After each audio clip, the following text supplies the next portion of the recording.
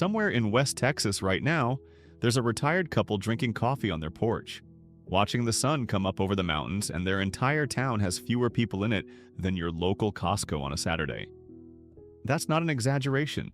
Some of these places have populations in the hundreds, and somehow they have better food, better scenery, and cheaper homes than anything within 50 miles of a Texas interstate. This is the list of the 12 best places to retire in Texas if you would rather live next to a coyote than a cul-de-sac. We found a town where the biggest annual event involves a rattlesnake. A hill country village where the swimming hole is so good, you need a reservation just to get in. A lakefront retirement spot that keeps winning Best Historic Small Town in America year after year. And a desert outpost where the art scene is somehow more pretentious than Brooklyn, but the rent is a fraction of the price. If this kind of content is your thing, go ahead and hit like. It tells the algorithm you're not a bot, and honestly, at this point, I need the reassurance. Number 12. Boerne. About 30 miles northwest of San Antonio, tucked into the rolling limestone hills along Interstate 10, sits a town that nobody outside of Texas can pronounce correctly. It's Boerne, by the way. Not Bone, not Born, Boerne. Named after a German political writer in the 1800s, which tells you everything you need to know about the kind of town this is. Boerne has a population around 23,800, which makes it the biggest town on this entire list. So if you're the type who considers a town of 24,000 people crowded, just wait until we get to number 1. The historic downtown runs along a street called the Hauptstrasse, which is German for Main Street. And it's lined with locally owned shops, wine tasting rooms, and restaurants that feel nothing like a strip mall. The Cibolo Nature Center sits right in town, with trails winding along Cibolo Creek through old-growth cypress trees. Here's the financial picture. Median home sale price in Boerne is sitting around $560,000, which makes it one of the more expensive spots on this list. Kendall County property taxes are real, but Texas has no state income tax, which means your Social Security, your pension, your 401k withdrawals, all of it goes untaxed at the state level. And if you're over 65, Texas voters just passed a new exemption in 2025 that bumped the senior school district homestead exemption up to $200,000. That translates to roughly $940 in annual savings on your property tax bill. The honest downside? Boerne is growing fast. It's close enough to San Antonio that people are commuting in, and the town is starting to feel less like a hill country escape and more like an upscale suburb. If you want a town that still feels truly small, keep watching. This list gets much quieter from here. Number 11. Marble Falls. About 50 miles northwest of Austin, Marble Falls sits on the banks of the Colorado River, right in the middle of the Highland Lakes chain. The population hovers around 7,000, and the downtown is built on actual granite, because this part of Texas was once the granite capital of the state. The stone that built the Texas state capitol in Austin came from quarries just outside Marble Falls. The town is a regional hub for the Highland Lakes, which means you get more amenities than you'd expect for a place this size. There's a Baylor Scott and White medical presence, a community theater that's been putting on plays since 1991, and a main street that feels like a postcard. Lake Marble Falls runs right through the middle of everything, and Lake LBJ and Lake Travis are both within easy driving distance. If you're into boating, fishing, or just sitting on a dock watching the water, this is the place. Median home values sit around $338,000, which is notably cheaper than Boerne, and well below the hill country average for lakefront access. Longhorn Cavern State Park is just up the road, and the Balcones Canyonlands National Wildlife Refuge is close enough for a morning bird walk. Every holiday season, the town puts up the walkway of lights along the lakefront, and every summer, drag boat races tear across the water at speeds that would make your cardiologist very nervous. The downside is Highway 281. It runs straight through town, and it's lined with the kind of commercial sprawl that makes you forget you're in the hill country. Chain restaurants, big box, stores, gas stations. It's the lifeline for shopping and services, but it's not exactly charming. If you can live 5 minutes off the highway, though, the lake and the hills swallow up the noise fast. This is where the list starts to get good. Number 10. Granbury. About 40 miles southwest of Fort Worth, on the shores of an 8,300-acre lake, Granbury has won USA Today's Best Historic Small Town Award 5 times. 5. Including back-to-back wins in 2025 and 2026. At some point, the other small towns in America need to just accept that Granbury owns this category. The population is around 13,700, the median age is 51, and roughly 30% of residents are over 65. This is a town that already knows how to cater to retirees. The 1890 Hood County Courthouse anchors a beautifully preserved square with over 40 historic landmarks, antique shops, a working opera house, and wineries. Lake Granbury was created in 1969 and it runs right through the middle of town, which means waterfront living is actually accessible here. Not just a fantasy for people with 7-figure budgets. Median property values sit around $316,000, and homes are spending a while on the market right now, which is good news for buyers. Lake Granbury Medical Center is in town, and Fort Worth's major hospitals are about 40 minutes up the road, so the healthcare situation is solid. The culture scene punches way above its weight. The Granbury Opera House puts on live performances year-round in a building that's been hosting audiences since the 1800s. The square is walkable, the restaurants are locally owned, and the weekend farmers market is the kind of place where you actually run into your neighbors. Granbury also claims a connection to the Jesse James legend, with locals insisting that the outlaw faked his death and retired quietly to Hood County under a different name. Whether that's true or the world's best small-town marketing campaign is up for debate. The catch? Granbury's population has jumped about 24% since 2020. The word is out. DFW retirees are flooding in, and the town is growing faster than it probably should. Also, this is North Texas weather, not hill country weather. That means hotter summers, occasional ice storms, and the kind of wind that makes you question every life decision you've ever made. If you can handle that, the historic square and the lake are worth it. Number 9. Kerrville. 65 miles northwest of San Antonio, the Guadalupe River cuts right through the center of Kerrville, and that river is basically the town's entire personality. People kayak it, fish it, walk along it, and build their retirement plans around proximity to it. The population sits around 25,800, which makes it the largest town on this list by a good margin, but it still feels manageable. No real traffic. No skyscrapers. Just a river town with a strong sense of what it is. The real selling point for retirees is Peterson Regional Medical Center. If healthcare access is your #1 concern, and honestly it should be, Kerrville is the best option on this list. It's a full-service regional hospital that serves the entire Western Hill Country. You're not driving 45 minutes to an emergency room. You're not relying on a telemedicine kiosk. The hospital is right there, in town, with a 24-hour ER. Median home values hover around $352,000. Cost of living runs about 3% above the Texas average, which puts it almost exactly at the national average. The Kerrville Folk Festival draws musicians from across the country every year. The Museum of Western Art is surprisingly good, and the hunting ranches in the surrounding hills are a major part of the local economy. One thing that catches retirees off guard is the summer camp culture. Kerrville is home to several nationally known youth summer camps, which means the town has this interesting rhythm where the population swells for a few months, with families dropping off kids and then empties out again. The RV community is also huge here. Kerrville's parks and campgrounds attract snowbirds from across the country, so you'll meet retirees from Minnesota, Michigan, and Montana who come back every winter like migratory birds with nicer rigs.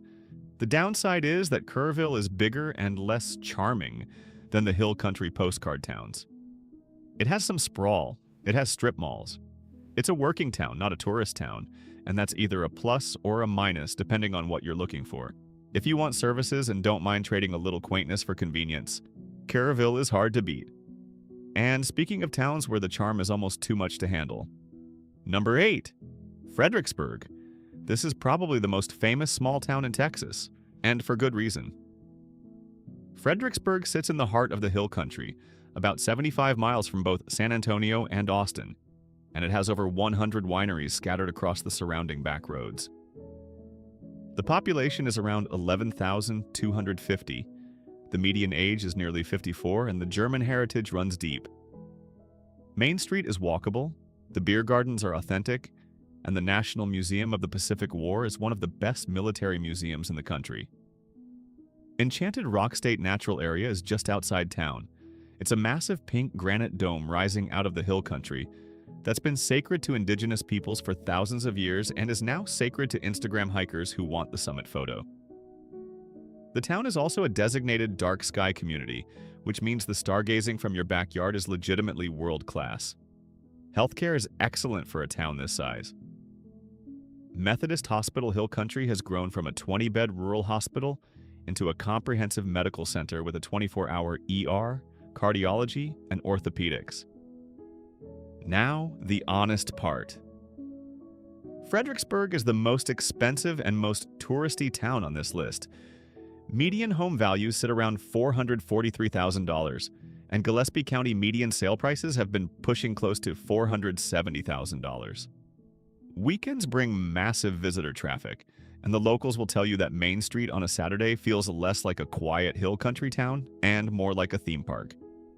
If you live there full-time, you learn which restaurants to avoid on weekends and which back roads to take when the tourists clog Highway 290. The wine is excellent. The cost of entry is steep. If you're finding this video useful and you're quietly building a spreadsheet of these towns, do me a favor and subscribe. I cover spots like this every week, and the next one might be the town that actually makes you pull the trigger. Number 7. Salado. Directly on Interstate 35, about an hour north of Austin and a straight shot south of Waco, Salado is a village of roughly 2,600 people that looks like it got frozen in time somewhere around 1860 and just decided to stay there. The town has 18 structures on the National Register of Historic Places. The old Stagecoach Inn on the Chisholm Trail is still standing, and the entire Main Street is lined with restored historic mansions that now house galleries, boutiques, and restaurants. Salado is wealthy. The median household income is over $107,000, which is high for a Texas village with one traffic light. The poverty rate sits at just over 4%. Homes range from the mid-$300,000 to well over $2 million for the estates, with a recent median sale price around $468,000. It's not cheap, but it's not Fredericksburg money either. The real secret weapon is healthcare access. Salado has no hospital in town, but Baylor Scott & White in Temple is only about 20 minutes down the road, and that's a major medical center. Of all the tiny towns on this list, Salado has the best proximity to serious healthcare, and for retirees, that math matters more than the wine selection. Every fall, the Salado Scottish Gathering and Highland Games bring in thousands of visitors because apparently a tiny Texas village founded by Southern settlers decided it was also Scottish.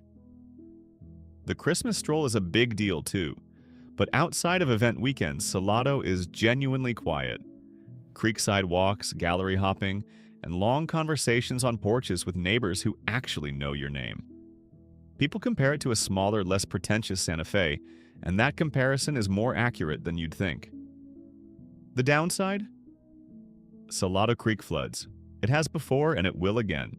The area also carries above-average tornado risk, which is the price you pay for living in Central Texas. And the scenery is pleasant, not dramatic. If you need mountains or ocean, this isn't your spot. Number 6. Wimberley. If Salado is the elegant antique, Wimberley is the bohemian cousin who moved to the hill country, opened a glass-blowing studio, and somehow made it work. The population of the village proper is around 2,900, though the greater Wimberley Valley stretches to about 13,000 to 15,000. About 23% of residents are over 65. It's an artist and musician colony with galleries on every corner, and Wimberley Glassworks has earned a national reputation for its craft. The swimming holes are what put Wimberley on the map. Jacob's Well is a natural artesian spring that descends over 100 feet into an underwater cave system. The water is ice cold, crystal clear, and absolutely mesmerizing to look at. Blue Hole Regional Park is a spring-fed swimming spot so popular that you need advance reservations just to get in during the summer. That's the hill country version of Velvet Rope. Wimberley was designated an International Dark Sky Community in 2018, and Wimberley Market Days, held the first Saturday of every month from March through December, is one of the largest outdoor markets in Texas. The town has no major highway running through it, which is both its charm and its challenge. It's about 45 miles southwest of Austin, but it feels much farther. Median home sale prices sit around $450,000 to $485,000, and listing prices average higher because of the hill country estates that dot the valley. The median household income runs around $93,000. Now for the part nobody puts in the brochure. Wimberley has no hospital. If you have a medical emergency, you're heading to San Marcos or Austin, and that drive can feel very long in the wrong moment. The Blanco River runs through the area and it can flood violently. In 2015, a devastating flood swept through the valley and changed the landscape permanently. And during peak summer, the swimming holes draw enough visitors that the uncrowded part of Wimberley's appeal gets temporarily suspended. You're not fighting Austin traffic, but you are sharing Jacob's Well with a few hundred other people who had the same idea. We're about to leave the hill country behind and head into territory that makes these towns look like Manhattan. Pay attention to these next few picks because they're the ones you've probably never heard of. Number 5. Llano. Welcome to the deer capital of Texas. That's not a joke, that's the actual official designation. Llano sits about 95 miles from Austin and 100 miles from San Antonio on the banks of the Llano River, and the white-tailed deer population in this part of the hill country outnumbers the humans by a factor that would alarm any reasonable person. The town has about 3,400 residents and a historic granite downtown square that looks like it hasn't changed much since the 1920s. Cooper's old-time Pit Barbecue is here, and if you know Texas barbecue, you know that name. People drive hours for it. The Llano River runs right through town and it's perfect for fishing, kayaking, or just sitting in a lawn chair watching the water go by. Enchanted Rock is close enough for a morning hike, the Highland Lakes are within easy driving distance, and there's even an 18-hole golf course, because retirement without golf is apparently just sitting. Home prices are genuinely affordable. Neighborhood-level data puts the median around $294,000, though listing averages skew higher because of the riverfront and ranch properties that push the numbers up. A modest in-town home is well within reach for most retirees, and property taxes are low. Cost of living in Llano is notably below the state average. The catch is real, though. Healthcare is limited. The nearest hospitals are in Marble Falls, about 35 miles away, or Fredericksburg, a similar distance in the other direction. You need a car for everything. Big box retail doesn't exist here. Specialist medical care means a drive. And the local economy is small enough that if Cooper's ever closed, the entire town might just collectively give up. But if you can handle the trade-offs, Llano delivers something rare. Genuine quiet. A river through your town. Affordable homes. A community that still waves at strangers from their trucks. And so many deer that your garden doesn't stand a chance. Seriously, if you plan to grow tomatoes in Llano, you'd better invest in fencing. The deer around here eat like they're training for competition. The Llano Earth Art Fest draws artists who create large-scale outdoor installations along the river, and the Chuck Wagon Cook-Off every fall is exactly what it sounds like. Real chuck wagons, real campfires, real cooking that hasn't changed much since the cattle drive era. If you've been enjoying this countdown, subscribing takes about 2 seconds and it keeps content like this showing up in your feed. No pressure, but also a little pressure. Number 4, Rockport. We're leaving the hills and heading for the coast. Rockport sits on Aransas Bay, about 30 miles northeast of Corpus Christi, and it is one of the most interesting small towns on the entire Texas Gulf Coast. The population is around 10,000, the median age is about 50, and the cost of living index cites around 89, which is below the national average. For a coastal town, that's unusual. Rockport is an artist colony with over 200 working artists and a downtown full of galleries. The Fulton Mansion, built in 1877, is a state historic site. Rockport Beach was the first Texas beach to earn Blue Wave certification, which means clean water, calm conditions, and no undertow trying to drag you out to sea. This is not Galveston. This is a quiet, funky, genuinely creative coastal community. The nature here is spectacular. The Aransas National Wildlife Refuge is the only wintering site for the endangered whooping crane. In 1941, there were only 14 adult whooping cranes left on the entire planet. The Aransas flock hit a record of about 557 birds during the winter of 2024 to 2025, which means this species pulled off one of the most improbable comebacks in wildlife history, and Rockport is ground zero for watching it happen. Goose Island State Park is home to a centuries-old live oak tree simply called the Big Tree, and the birding across the bay system is world-class. Median home values sit around $312,000 to $330,000, and recent sale prices averaged around $400,000, with newer luxury builds pulling the number up. The brutal honesty? Hurricane Harvey hit Rockport directly in August 2017 and destroyed a significant portion of the town. Harvey made landfall as a Category 4 storm with winds near 130 miles per hour, and it sat on top of the area for days, dumping historic amounts of rain. The rebuild took years. Businesses closed, residents scattered. Insurance claims became a second full-time job for thousands of families.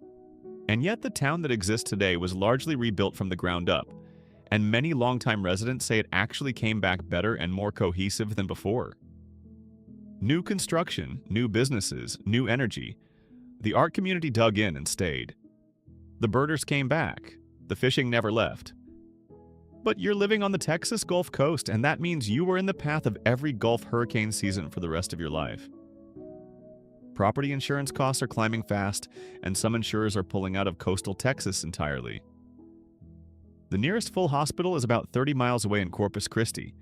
If you can make peace with those realities, Rockport rewards you with one of the most unique small-town cultures on the coast. Number 3. Marfa. Now we enter West Texas and everything changes. The hill country is gone. The Gulf Coast is gone. You are in the Chihuahuan Desert at 4,685 feet of elevation, surrounded by nothing but sky, mountains, and the kind of silence that makes your ears ring. Marfa has about 1,800 people. The median age is around 48, and this town makes absolutely no sense on paper. It's a speck in the desert, over 3 hours from the nearest major city, and somehow it has become one of the most internationally recognized art destinations in America. The Chinati Foundation houses the permanent installations of minimalist artist Donald Judd, who moved here in the 1970s because he wanted space for large-scale art, and Marfa had more empty space than anywhere he'd ever seen. Today, the art scene is world-class. The food is surprisingly sophisticated for a town you can walk across in 15 minutes, and the whole place has a Brooklyn in the desert energy that is either deeply appealing or deeply annoying, depending on your tolerance for $14 lattes in the middle of nowhere. The Marfa lights are a whole separate thing. Mysterious glowing orbs have been reported in the desert sky east of town since at least the 1880s.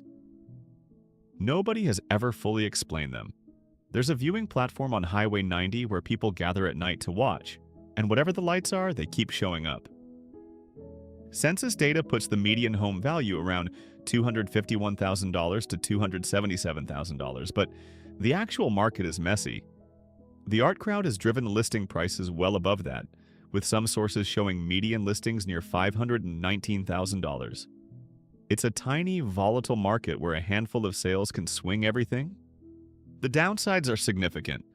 The poverty rate is around 27%, which reflects the sharp economic divide between the art world transplants and the long-time local community. There is no hospital. The nearest one is Big Bend Regional Medical Center in Alpine, about 26 miles east. And if you need a Target, an airport, or a cardiologist, you are looking at a very long drive. Marfa is for people who've made peace with remoteness and are genuinely comfortable being far from everything. If that's you, there is no place like it. Number 2. Alpine. 26 miles east of Marfa, Alpine is the town that actually makes West Texas retirement practical. The population is about 6,000. It sits at roughly 4,475 feet of elevation, and it functions as the gateway to Big Bend National Park. Sul Ross State University gives the town a college town energy with continuing education courses, lectures, and a surprisingly vibrant downtown arts scene. The cost of living here is about 17% below the national average. Home prices sit around $220,000 to $250,000 depending on which data source you trust, with median listings around $299,000. For context, you could buy a home in Alpine and a home in Llano for less than the price of one home in Boerne. The math on retirement out here is extremely favorable. Alpine has the only hospital in the entire 12,000 square mile Big Bend region. Big Bend Regional Medical Center is a 25-bed critical access facility with a 24-hour emergency room. It serves around 20,000 residents plus over 1 million annual visitors to Big Bend. For a town of 6,000, that's a lot of weight on one small hospital. The nearest larger hospitals are about 143 miles away in Odessa. That distance is the single biggest factor you need to weigh before committing to West Texas. The summers here are genuinely milder than lowland Texas. Elevation buys you a real difference. Summer highs sit around 90 degrees, but the humidity is almost non-existent, and overnight lows drop into the mid-60s. Winters get cold, with lows in the low 30s, but the air is dry and the sky is so big it almost doesn't feel real. The Museum of the Big Bend is excellent. The historic Holland Hotel was designed by the same architect who designed some of El Paso's most famous buildings. Kuckernot Field is a stone-built baseball stadium that looks like it belongs in a movie. And the town has a genuine Amtrak station, which is not something you expect to find in the middle of the desert. Big Bend National Park is about an hour south, and the night skies in this part of Texas are among the darkest on the continent. Crime rate sits around 4 per 1,000 residents, which is extremely low. The local vibe is part college town, part desert outpost, part artist retreat, and it all somehow works. The Riata restaurant in downtown Alpine serves upscale ranch cuisine that has no business being this good in a town this small. The Viva Big Bend Music Festival brings live music to venues across the region every summer. And there's a running joke among residents that the biggest rush hour in Alpine is when the Amtrak train pulls in, and 6 people step off onto the platform. If you're serious about retiring somewhere truly different from the cookie-cutter subdivisions and strip mall sprawl that defines the Texas suburbs, Alpine is the real deal. Number 1. Fort Davis. 24 miles north of Alpine at 5,050 feet of elevation, Fort Davis is the highest town in Texas. Not informally, not approximately. The Texas legislature passed a bill in 2021 making it official for the next 10 years. This is a state-certified superlative. Fort Davis has about 1,200 people. It's unincorporated. It's the county seat of Jeff Davis County, and the county itself has fewer residents than a mid-size apartment complex. If you hate crowds, this is the final boss. This is where you go when every other small town on the list still feels too busy. The climate here is unlike anywhere else in Texas. Summer highs average around 90 degrees, but the overnight lows drop into the low 60s thanks to the elevation.